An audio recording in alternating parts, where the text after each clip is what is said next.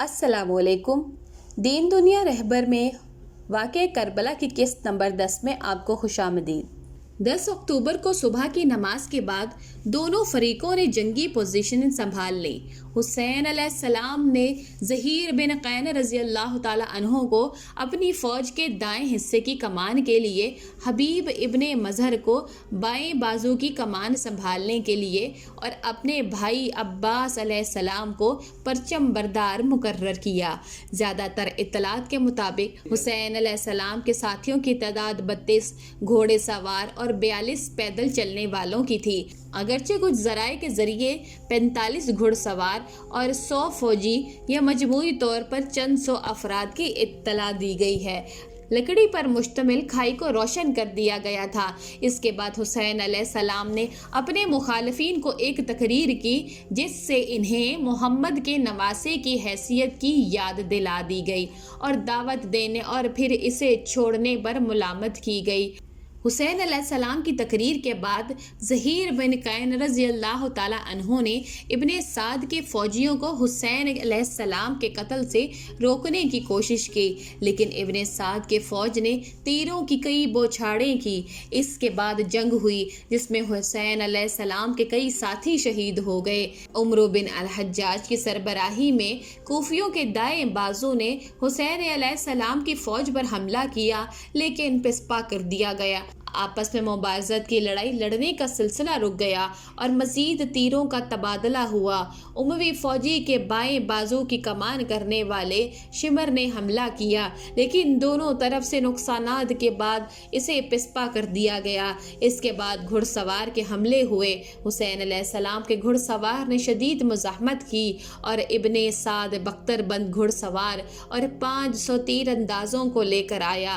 ان کے گھوڑوں کو تیر کے ذریعے زخمی کرنے کے بعد حسین علیہ السلام کے گھڑ سوار دستہ گھوڑے چھوڑ کر پیدل لڑے۔ چونکہ اموی قوتیں محاذ سے صرف حسین علیہ السلام کی فوج کے پاس جا سکتی تھیں، ابن سعد نے خیموں کو جلا دینے کا حکم دیا، سوائے اس کے کہ جس کو حسین علیہ السلام اور اس کے اہل خانہ استعمال کر رہے تھے۔ شمر بھی اسے جلا دینا چاہتا تھا، لیکن اس کے ساتھیوں نے اسے روک لیا۔ اس منصوبے نے کچھ عرصے کے لیے اموی پیش قدمی میں رکاوٹ پیدا کر دی۔ دوپہر کی نماز کے بعد حسین علیہ السلام کے ساتھیوں کا گھیراؤ کیا گیا اور تقریباً سبھی شہید ہو گئے۔ حسین علیہ السلام کے رشتہ دار جنہوں نے اب تک لڑائی میں حصہ نہیں لیا تھا، لڑائی میں شامل ہو گئے۔ حسین علیہ السلام کے بیٹے علی اکبر شہید ہو گئے۔ پھر حسین علیہ السلام کے بھائیوں جن میں عباس بھی شامل تھے اور عقیل ابن ابی طالب رضی اللہ تعالی عنہ، جعفر بن ابی طالب رضی اللہ تعالی عنہ اور حسن ابن علی کے بیٹوں کو شہید کیا گیا۔ کسی موقع پر حسین علیہ السلام کا ایک چھوٹا بچہ جو ان کی گود میں بیٹھا تھا، ایک تیر ان کی گردن سے ٹکرایا اور ان کی شہادت ہو گئی۔ دوپہر تک امام حسین علیہ السلام کے بیشتر ساتھی شہید ہو چکے تھے، چنانچہ اب باری باری حضرت علی اکبر علیہ السلام، عبداللہ بن مسلمہ رضی اللہ تعالی عنہ، جعفر طیار رضی اللہ تعالی عنہ کے پوتے عدی، عقیل کے فرزند عبد الرحمن رضی اللہ تعالی عنہ، حضرت حسن کے بیٹے قاسم رضی اللہ تعالی عنہ اور ابو بکر میدان میں اترے اور شہید ہوئے۔ ان کے بعد امام حسین علیہ السلام آئے۔ دشمنوں نے ہر طرف سے آپ پر یورش کی۔ یہ دیکھ کر آپ کے بھائی عباس رضی اللہ تعالی عنہ، عبداللہ رضی اللہ تعالی عنہ، جعفر اور عثمان آپ کی حفاظت کے لیے ڈٹ گئے، مگر چاروں نے شہادت پائی۔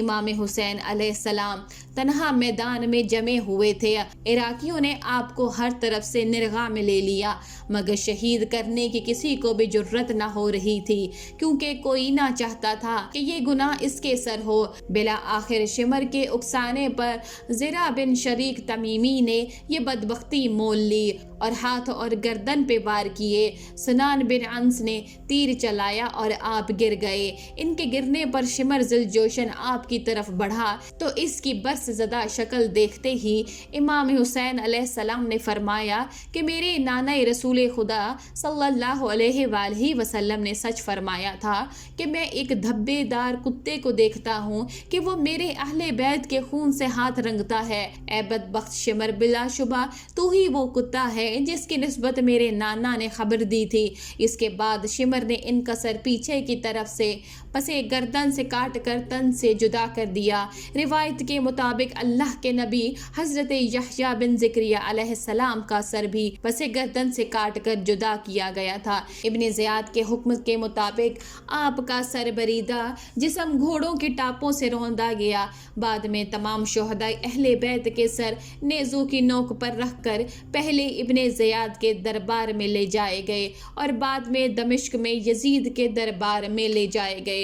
یزید نے امام حسین علیہ السلام کے سر کو اپنے سامنے تشت پر رکھ کر ان کے دندان مبارک کو چھڑی سے چھیڑتے ہوئے اپنے کچھ اشعار پڑھتے، جن سے ان کا نقطہ نظر معلوم ہوتا ہے، جن کا ترجمہ کچھ یوں ہے: کاش آج اس مجلس میں بدر میں مرنے والے میرے بزرگ جو کفار کی طرف سے اور قبیلہ خزرج کی مصیبتوں کے شاہد موجود ہوتے تو خوشی سے اچھل پڑتے اور کہتے، شاباش اے یزید، تیرا ہاتھ شل نہ ہو، ہم نے ان کے بزرگوں کو قتل کیا اور بدر کا انتقام لے لیا۔ بنی ہاشم سلطنت سے کھیل رہے تھے اور نہ آسمان سے کوئی وحی نازل ہوئی، نہ کوئی فرشتہ آیا۔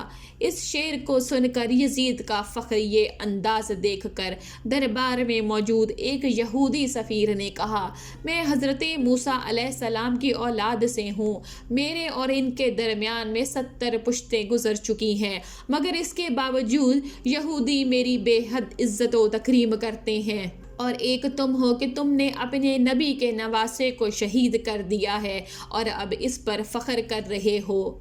یہ تمہارے لیے ڈوب مرنے کا مقام ہے۔